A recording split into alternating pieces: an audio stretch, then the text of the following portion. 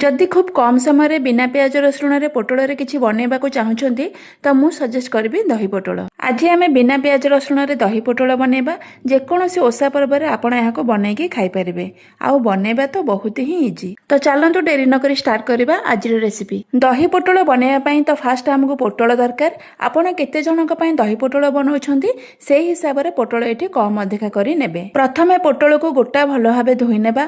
तापर पोटलर आग पाख पछ पाख को काटी नेबा। आ पिलर साहाय्य टिके टिके गैप रखिकी पोटलर चोपा को बाहर करनेबा। ठीक जेमिति आपण वीडियो रे देखुछंती। एबे आमे पोटलर गोटे पाखरु हल्का कट करनेबा।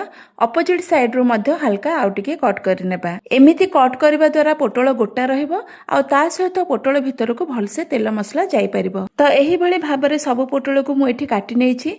एबे चलंतु नेक्स्ट प्रिपरेशन करबा। तो एठी फ्लेम ऑन करी मु बसैछि गोटे कड़ाई। आ कड़ाई रे 2-3 स्पून रिफाइन ऑयल देछि। तेल गरम होला परे सेथिरे काटी रखिथिबा पोटल को देबा। आउ सेथिरे 2-3 पिंच देबा हल्दी गुंड आउ आधा छोट चामच देबा लूण टिके दे भाजिबा द्वारा पोटल भितरटा फिका फिका लागिबोनी।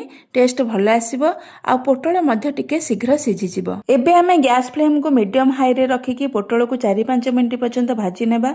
जेमिति कि पोटल चारि साइड रु हल्का हल्का कलर चेंज हेबो आ पोटल अधारु अधिका सिझी जिवो। तो 5-6 मिनिट परे पोटल को एपट सेपट करी भाजिबा परे एठी देखंतु पोटल भाजी हे गलानी। आ पोटल रे टिके हल्का हल्का कलर आसी गलानी। एमती हेबा पर्यंत आपण भाजी नेबे। एबे पोटल भजा हे गलानी। आकु एबे गोटे प्लेट को ट्रांसफर करनेबा। एबे चलंतु दही पोटल पई मसला प्रिपेयर करबा। सेथि पई मु एठी गोटे छोट बोल नेछि। आ सेथिरे गोटे छोट चामच देबा धनिया गुंड, गोटे छोट चामच देबा जीरा गुंड, आधा छोट चामच देबा हल्दी गुंड आ कलर पई देबा गोटे छोट चामच काश्मीरी रेड चिली।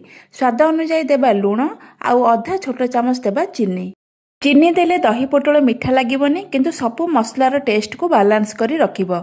एबे आमे एथिरे पानी देई मसला को भल भाबरे गोळेई नेबा। तो एठी गोटे कड़ाई रे मु देइछि 2-3 चामच तेल। आ तेल हिट होला परे सेथिरे देबा किछि गोटा मसला। आ तापरे सेथिरे गोटे स्पून अदा छेचा देई मीडियम फ्लेम रे एसबु को आमे किछि सेकंड पई भाजी नेबा। अदा आ गोटा मसलार टिके बास्ना आसला परे आमे जो सब मसला को पानी रे गोळेई के रखिथिले से मसला को एठी ऐड करबा। सबु मसला को पानी रे गोळेई के देबा द्वारा मसला तळु पोडी न थाए। तो मसला को एठी लो टू मीडियम फ्लेम रे 3-4 मिनिट पई कसी नेबा। तो 3-4 मिनिट परे मसला भलसे कसी हे गलानी आ मसला रु तेल मध्य छाड़ी आसलानी। एबे आमे भाजी रखिथिबा पोटल को ऐड करबा।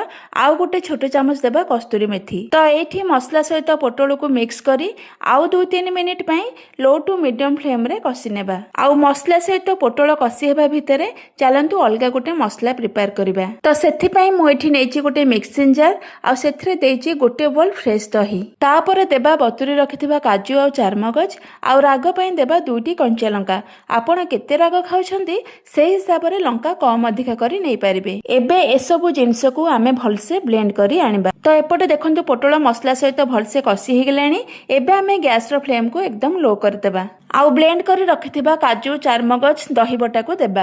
आउ भल भाबरे सबु को मिक्स करी नेबा। दही देला बेले जमारु भी गैस रो फ्लेम को हाई करिबेनी नहले दही छिंडी जिवो। सबु को मिक्स कर सारला परे गैस रो फ्लेम को मीडियम को नै आसीबा। आउ मीडियम फ्लेम रे 3-4 मिनिट पई सबु को भल भाबरे कसी नेबा। तो एठी देखि पारुथिबे काजू चारमगज दही को चिकन करी बाटी की देइथिबारु ग्रेवी रो टेक्सचर केते क्रीमी आसीची। तो एठी पोटल सहित मसला भल भाबरे कसी हे गेलानी। एबे आमे एथिरे पाखा पाखी गोटे ग्लास रु 1.5 ग्लास गरम पानी देबा। अधिका पानी देबेनी दही पोटल टिके लटपटा हे रहिले खाइबा को भल लागे। तो पानी देइ सरबा परे कड़ाई को कवर करी लो टू मीडियम फ्लेम रे 7-8 मिनिट पई कुक करबा। आउ 7-8 मिनिट कुक हे सरबा परे कड़ाई रु कवर काढी की एथिरे आधा छोट चामच गरम मसला देकी भल भाबरे मिक्स करि नेबा। तो एठी देखंतु दही पोटल केते डिलीशियस हेछि।